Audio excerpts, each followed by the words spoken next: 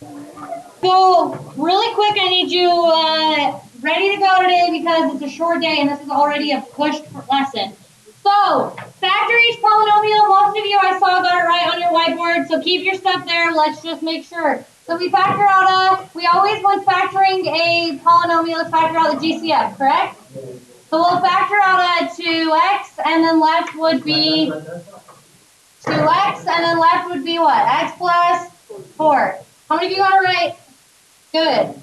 Right here we'd say, well, is there GCF? No. Okay, so then we have to do its quadratic. What multiplies to be a times c, which is negative 12, and adds up to be negative 1. Negative 4 times positive 3. Then I saw that we have to drop and break. So we have 6x squared minus 4x, order doesn't matter, plus 3x minus 2. And the reason I did it this way is because it was the harder way. If you strategically would have replaced and put the net plus 3x first, minus 4x, it would have factored easier, but I did it this way on purpose. So in common here is a 2x, so left is 3x minus 2. In common here, you can't say nothing. It's positive 1. So then left is 3x minus 2. Our safe haven's the same, so we'll factor out 3x minus 2, and left is 2x plus 1.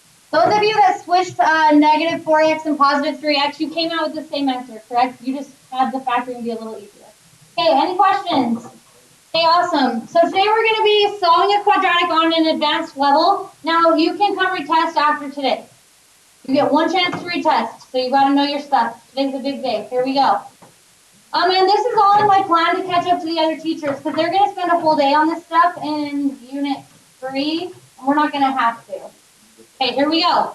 So guys, when we solve a quadratic, we are finding where it crosses the x-axis. You have to know some vocabulary.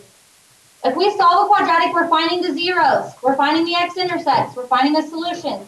So if I say to you, find the zeros, aren't I asking you to solve it? Right?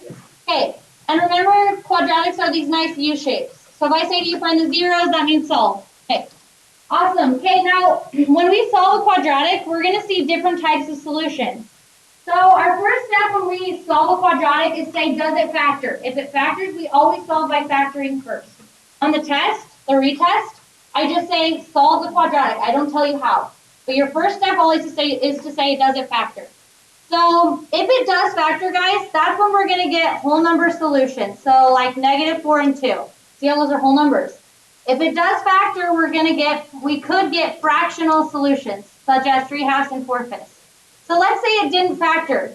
That's when you're going to see two types of solutions. You're going to see either imaginary solutions, and that's where it never crosses the x-axis. Do we all see that? So we still have two solutions. Quadratics always have two solutions. It's just they'll be imaginary if it never crosses the x-axis. And that's when we go to quadratic formula, is if it doesn't factor. Does everybody understand? Then also you can have it cross the x-axis but still not factor, and that's when we get irrational solutions. I want you all to pull up your graphing calculator. Type in negative 5 plus the square root of 3. Hit enter. To get a decimal, everybody type it in. Negative 5 plus the square root of 3. Okay, I'm going to pull up mine. So we get... So everybody, you should be practicing, not just watching your neighbor. So you go negative 5 plus the square root of 3. Hit enter. You get a decimal. Change it back to a fraction. Math. Enter, enter. Oh, it did not go back to a fraction. That means it cannot be written as a fraction. That's called an irrational solution. Rational means fraction. Irrational means can't be written as a fraction. So if we have a quadratic that doesn't factor, and we use the quadratic formula and we get solutions like these, they're not imaginary solutions. It is crossing the x-axis. It's just they're irrational solutions. So we would have only been able to find those using the quadratic formula. Do we all understand? Okay, here we go. The first thing we're going to do on the worksheet is problem number 1 and number 7. So it says solve each equation by graphing the function. If the equation has no real number solutions, write no solution. You'll write, I want you to write, because this is a secondary 2 worksheet, I want you to write, if it never crosses the x-axis, we know it has two solutions, right? They're just imaginary. So right now you're just going to write two imaginary solutions, if you see that. So everybody graph this in your graphing calculator. X squared minus 16. So y equals. Everybody hit y equals. Type in, right here's x. x squared. Make sure you hit minus 16, not negative 16. Minus 16. Now think about it, guys. You have to be able to use windows, and I'll talk to you what I mean. In your calculator, we're going to talk about what the window that we would need to use for this, but you need to understand it because this is probably the hardest thing even for honors people to get is just how to use their calculator. So understand it so that you can actually do it when we get to secondary math 3. So think about it, guys. We know how shifting of parabolas works. Anything added with your shift, added with your x is your shift left and right, correct? Anything added to the outside of your function is your shift down 16. So this one's down 16. Does everybody see it? So think about it. Wouldn't we need to see as far down as 16 on our graph if it shifted down 16 units, right? Okay, so you're going to go graph, and let's say you can't see your parabola, which my window is good right now. If you can't see your parabola, it's because your window's not good. So I'm going to show you how to change that. Everybody hit window. Now, x min and x max, you do need to understand what those are. So everybody pay attention. Now, I can show you both windows right here. So look up here. X min means I can see as far down. See how mine says negative 5? That means I can see as down far as negative 5 on the x-axis. Does everybody see that? This is at negative 5, these tick marks. So looking up here. X max is at positive 5, so that means I can see as far as positive 5 on the x-axis. So let's say I wanted to see as far down as negative 10 on the x-axis and positive 10 on the x-axis. For x min, I'd change it to negative 10, and x max, I'd change it to positive 10. Do you see how it now changed so I can see as far down on my window as negative 10, and I can see as high up as positive 10. Okay, now y min, now x scale means the tick marks are working in ones. So if I put a 5, then that means these are jumping in 5s. Like 5, 10, 15, 20. But I have my x scale at 1, and I usually never change that. So y min, mine's at negative 20, notice. So if yours was at negative 10, you wouldn't be able to see as far down as you needed to because our parabola was shifted down 16 units. So if yours is at negative 10, we need to at least see as far down as negative 16. So let's change it to negative 20. And that's negative on the y. Does everybody understand that y min means I can only see it? Right now I have it that I can see as far down as negative 20. And y max, I only have it at 5 if I wanted to see higher up. And they don't have to be equal. I could do negative 20 and then 10. That just means I can see as high up as 10 on the y-axis now. And then y scale, my tick marks I want working in 1, and that's all you've got to do. Okay, if I hit graph, now the solutions are where it's crossing the x-axis. Isn't this crossing at 1, 2, 3, 4, and negative 4? So your solutions are x is equal to 4 and negative 4. You could have solved that algebraically, and we'll do that in a minute, but it's always good to check your answers with your graphing calculator. Everybody understand? Okay, let's do this one, number 7. Now, before we graph it, we have to make sure it's set equal to 0. So look at number 7. It's not equal to 0. It's equal to negative 15. So we're going to fix that. We're going to add 15 to both sides. So we have x squared. Isn't that 0? Negative 15 plus 15. So we have plus 0 equals 0. So we just have x squared is equal to 0. Graph it on your graphing calculator. X squared.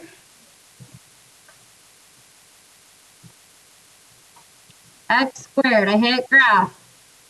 All right, I want to get in there closer so I can see exactly where it's touching. I'm going to make the window smaller so that I'm getting in there closer. Does that make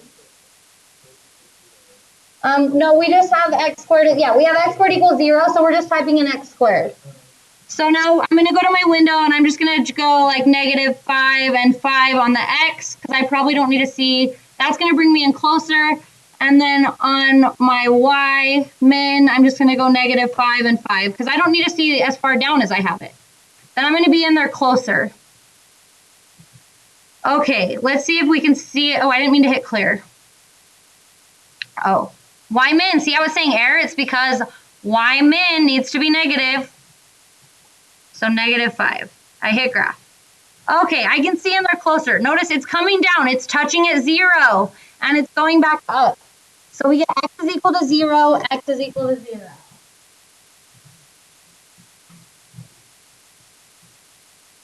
All right, so if you have a parabola come down and touch the x-axis and bounce back up, that's when you're going to get that same solution twice. So everybody, if this parabola came down, touched the x-axis, and bounced back up, and this was 2, this is when we get x is equal to 2, x is equal to 2. Does everybody understand?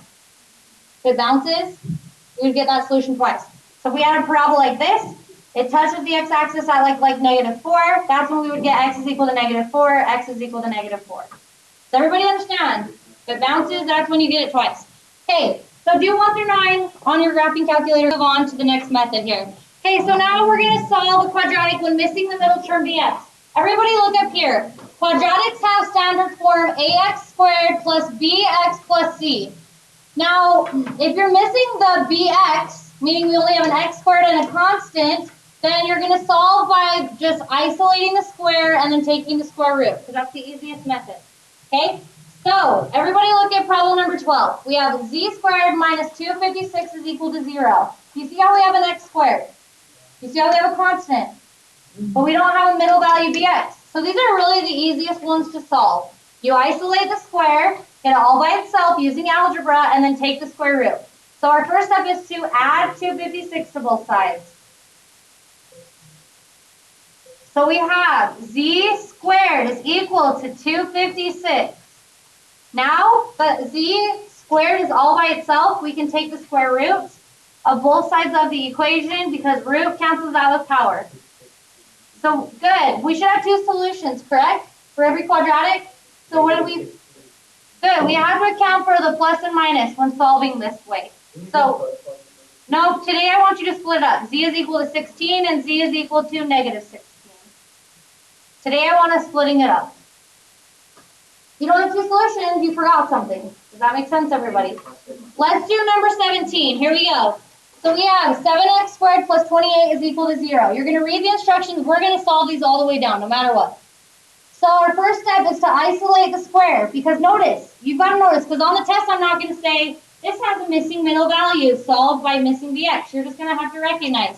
We don't have a middle term. There's no x. So we isolate the square. So we're going to subtract 28.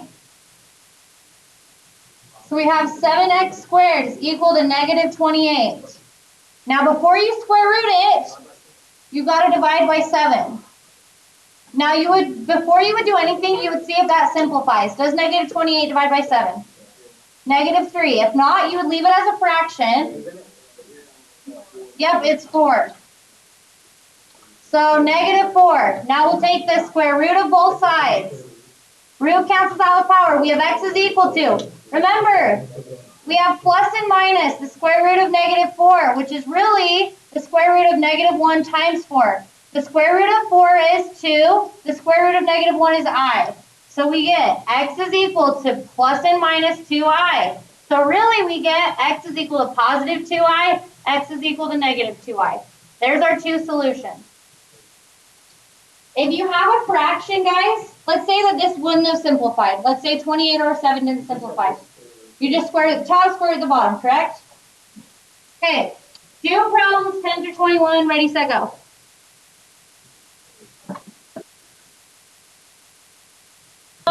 Because, like I said, it's a short day and everybody else had a full day.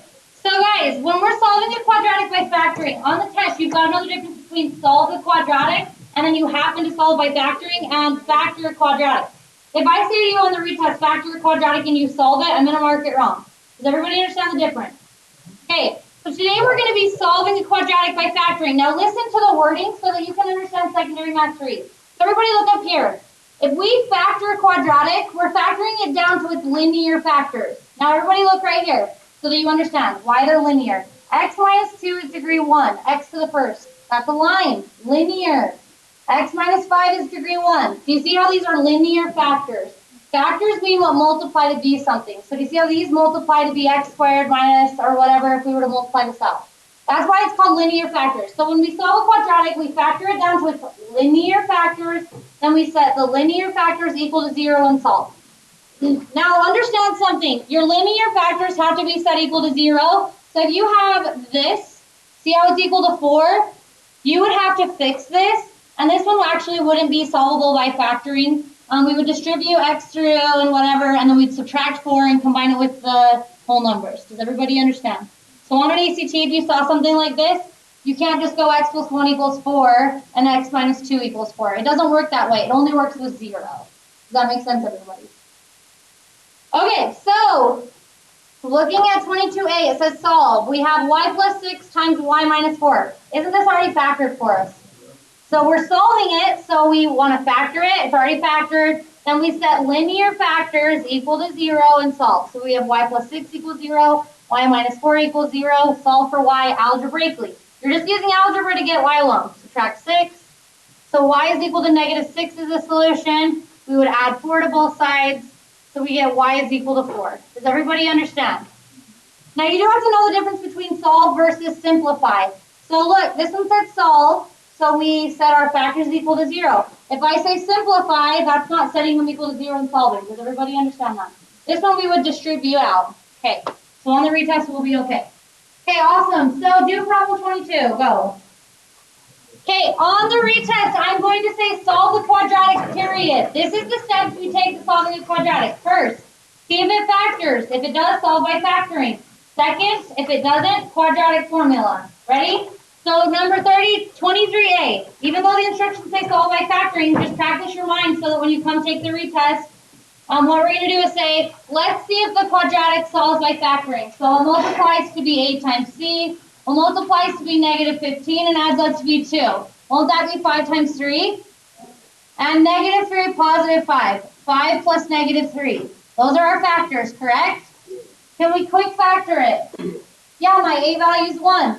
So this is going to factor to be n minus 3 times n plus 5. Now those are linear factors, so we set each of those equal to 0, and we use algebra to get the variable alone. Add 3, so n is equal to 3. We would subtract 5, so n is equal to negative 5. Any questions? Easy peasy. Let's do 23D, and I'll let you practice. Here we go. So on the pretest, it says, solve the quadratic. We see if it factors. What multiplies to be 8 times 3, what multiplies to be 24, and adds up to be 10. 6 times 4, both positive. Okay, now we cannot quick factor it. My a value isn't 1. So we drop and break. So let's go 8x squared. Now let's be strategic. We are at secondary math 3. We think on an advanced level. Won't 4 be better to put first because it goes into 8 evenly? So let's put our 4 first. It wouldn't matter, but let's just be strategic. So plus 4x, then plus 6x, plus 3. Now it's factoring by grouping. Group the first 2 terms, group the second 2 terms. The greatest thing in common here is 4 and x. So then careful here. A lot of people start jumping and not really looking. Divide by 4x, divide by 4x. The left is 2x plus 1, correct? What's in common here? Positive 3. Divide by 3, divide by 3. So then left is 2x plus 1. Our safe haven's the same, so we factor out 2x plus 1. So left is 4x plus 3. Now we factored it, but we're solving by factoring. So now we'll set each of those equal to 0 and solve. So 2x plus 1 equals 0. 4x plus 3 equals 0. Solve for x. So I'm going to subtract 1. 2x is equal to negative 1, and then divide by 2. So x is equal to negative a half. It's one of our solutions. We will subtract 3. So we have 4x is equal to negative 3. We'll divide by 4. So x is equal to negative 3/4. There's our 2 solutions we solved by factoring. Okay, ready? To practice. Then do problem. Oh, yeah, I need to do this one with you. I promise you'll want to see it. So everybody look up here. I wouldn't be working, I'd be watching this one. This one's quick.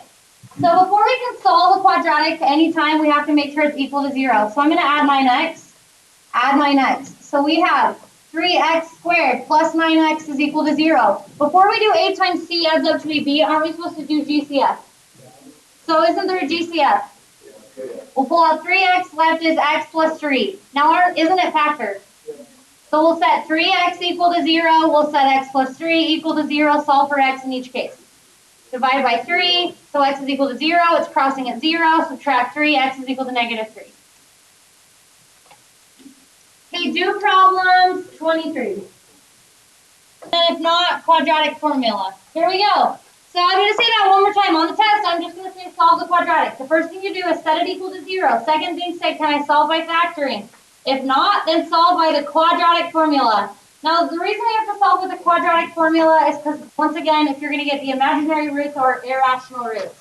So first of all, standard form of a quadratic, ax squared plus bx plus c is equal to 0. And then we have our quadratic formula, x equals negative. You have to have this memorized, guys, for the rest of your life. Because a times c adds up to b, there are no factors. That's actually a really good question. Did everybody hear that? Did you hear that question? No, you didn't. Don't lie. So she said, how do you know if it's not factorable? That was a really very legitimate question. You would try to do what multiplies to be a times c and adds up to be b, and there would be nothing. So then say, I must have to use the quadratic formula. So x equals negative b plus or minus the square root of b squared minus 4ac all over 2a. Okay? And then just make sure your quadratic is set equal to 0. So let's do number 24a.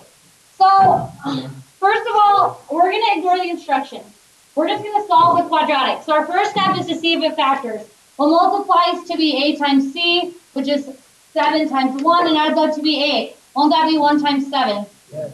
So it does factor, so we'd solve this one with factoring, correct? Right? Yeah, I said ignore the instructions. Okay, so we would solve this one by factoring. Okay, awesome. Let's do 24J, and then I'm going to tell you which ones that are going to be required to do in a minute. Here we go. So our first step is to say, does it solve by factoring? Well, multiplies to be negative 2 and adds up to be negative 2. The only things that multiply to be 2 are 1 times 2. Could any of those add up to be negative 2? No. So it doesn't factor. So we would say, okay, we must have to do the quadratic formula. A is in front of x squared, so A is 1, B is negative 2, and C is negative 2.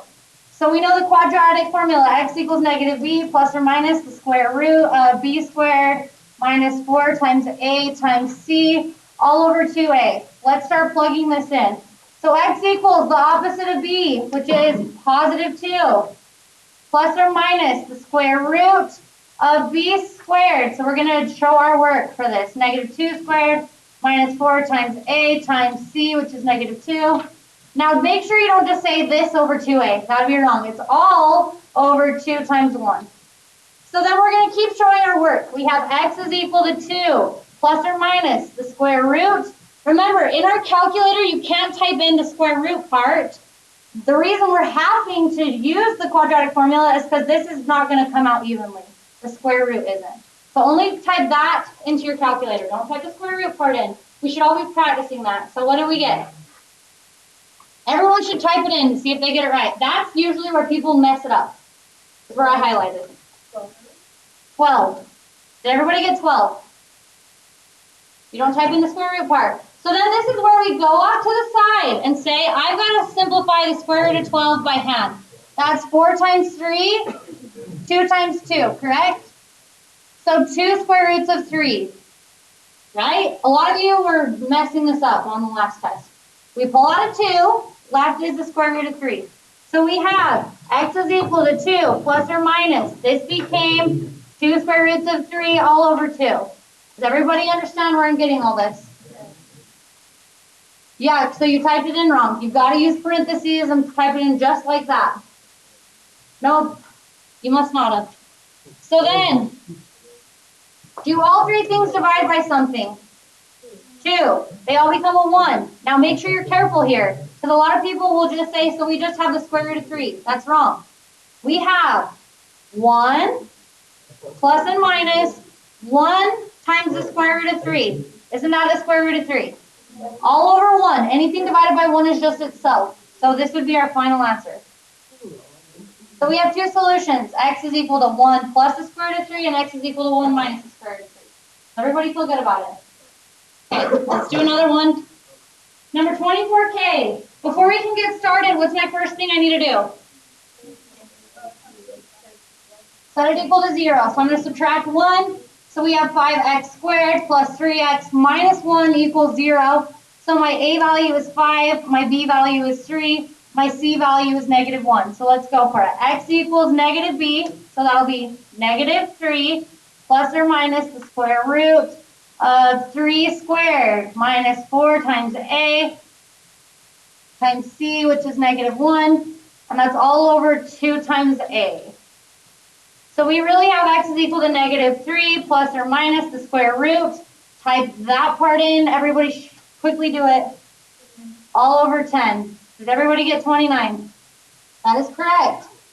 So we go off to the side and say, can we simplify the square root of 29? 29 times 1. Those are the only factors, correct? So it didn't simplify, so we're done. All three things have to be able to divide, so we can't. So question for you. If this was a 2 instead of a 3, could we divide those two? No, right? Because this is also divided by, this piece is also divided by 10. So you can't, if you took and divided those two, then you'd be pretending like that part wasn't divided by 10. And it is. Right? So only if all three things divide by something in common. Okay. Do problems 24J through O. You don't have to do A through I because those are solving by factoring. Yeah, unless you need more practice with solving by factoring. So A through I, you can cross out. Ready? Start going. J through O. Check with me. We just did J and K in class. So then all three things divided by 2, so this becomes a 1, a 2, and a 1. So our answer will be x is equal to -2 plus or minus 1i, which is just I square roots of 3. Anything divided by 1 is just itself. There's our two imaginary solutions. So if you were to graph this quadratic, it would never cross the x-axis. We have two imaginary solutions. Does everybody understand? Okay, let's do number 25b. First thing we do is say, does it factor? What multiplies to be a times c, what multiplies to be -12, and adds up to be -4. 6 times 2, correct? -6 and +2. Oh, what do you know? Quick factoring.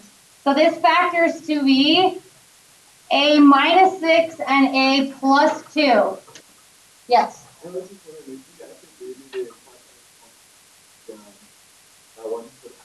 Yeah, I had somebody else ask me that. Yeah, quadratic formula works no matter what. There's just a lot more room for error. So that's why if factoring is possible, we go that route. However, quadratic formula will always work.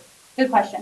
So now we'll set a -6 equal to 0, a + 2 equal to 0, solve for a. Add 6, so a is equal to 6.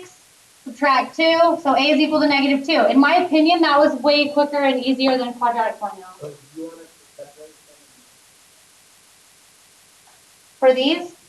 Not for those. Well, these aren't plus and minus, right? I see. Oh, but if you're writing like what you were putting, 6, -2, I get what you're saying. So you're good. Okay. So finish the worksheet, and now you can retake the test for up to 100% starting today. So this is what's required though to retest, and I'm going to look. When you come in to say I want to retest, I'm going to look. You have to have all assignments must be finished and handed in. And you have to have test corrections from the first test finished on a separate sheet of paper. Test corrections from what you got wrong. So then I'll let you retest, but there's no point in... Okay. That's why it's good to be ready the first time, because it's a lot of work to retake a test.